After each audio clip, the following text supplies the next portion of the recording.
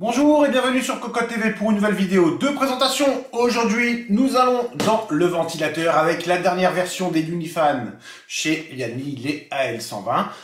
Un design différent des modèles qui sont déjà sortis précédemment avec des caractéristiques techniques qui sont beaucoup plus intéressantes sur le papier. On verra bien entendu ce que ça donne une fois installé dans un boîtier, sur un radiateur ou autre. À savoir qu'on garde bien entendu la caractéristique principale de la gamme Unifan, c'est-à-dire la possibilité de chaîner les ventilateurs pour n'avoir plus que, on va dire, un câble. C'est pas tout à fait le cas, on va détailler ça tout de suite. Alors, au niveau de la boîte, nous avons du noir, du bleu, du RGB bien entendu, puisque le produit est RGB forcément. Et à l'arrière, nous avons toutes les informations. Comme le nom l'indique, AL120, nous sommes sur du 120 mm, il y a 3 ventilateurs à l'intérieur.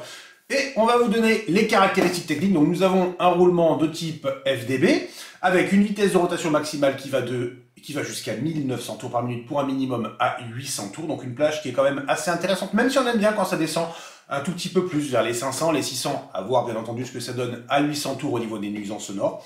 Pour un débit d'air de 64,5 CFM et une pression statique de 2,62 mm d'eau. Donc effectivement, c'est quand même plutôt intéressant sur le papier.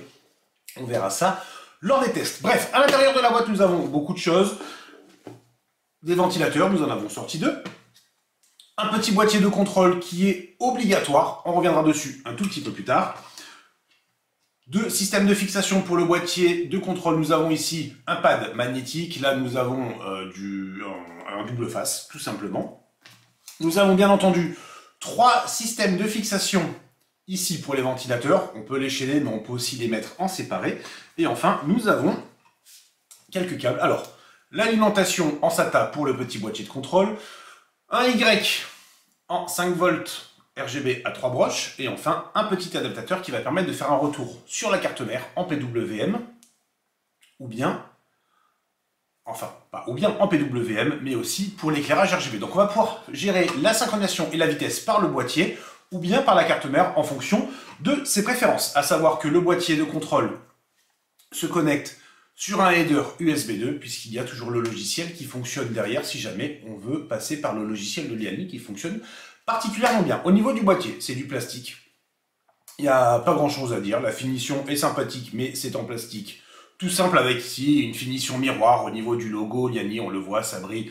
Bon, une fois que c'est dans le boîtier, ça ne se voit plus, donc les traces de doigts, ce n'est pas vraiment un problème. Nous avons 4 canaux. À chaque fois, nous avons le connecteur PWM à 4 broches et le petit connecteur propriétaire pour l'éclairage RGB avec un petit loquet qui est ici. Du coup, le câble tient parfaitement bien à l'intérieur. Il n'y a aucun problème par rapport à ça. Donc, le branchement va être simple. Nous allons mettre le système de connexion au ventilateur sur un des canaux, sur le deuxième, sur le troisième, en fonction de ce qu'on veut faire. Et ensuite, nous allons le brancher sur le ventilateur. Donc, le ventilateur, le voici. On le voit, les pales sont assez larges, elles sont proches du cadre. Le cadre est relativement fin puisque l'éclairage RGB se fait au niveau du moteur. Nous avons des pads en caoutchouc de partout. C'est blanc, c'est gris, c'est très sympathique. Et on retrouve ici les plots de connexion avec ici les bornes. Et la même chose de l'autre côté, on va dire en mâle et en femelle. Donc pour le branchement, c'est très simple. On trouve la rigole, un mâle, un femelle. Hop, on met comme ceci.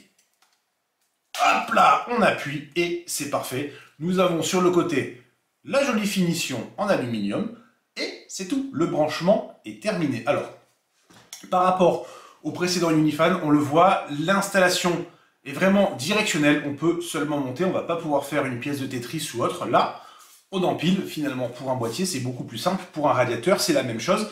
Et pour un radiateur, il ne devrait pas y avoir de problème. Pourquoi? On avance, les trous sont oblongs. Donc ça laisse une petite marge, c'est une très très bonne idée. Bref, le produit a été bien pensé, il n'y a rien à dire par rapport à ça.